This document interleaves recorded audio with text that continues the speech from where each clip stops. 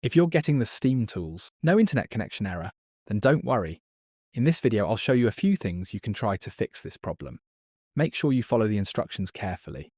And let's get started. First, open Steam. In the top left corner, click on Steam. Now select Check for Steam Client Updates. If there's an update available, let Steam download and install it. Make sure you're using the latest version of the Steam client. If you're still getting the same error, try the next fix. Open Windows Search and type cmd. Right-click on Command Prompt and select Run as Administrator. Click Yes when Windows asks for permission.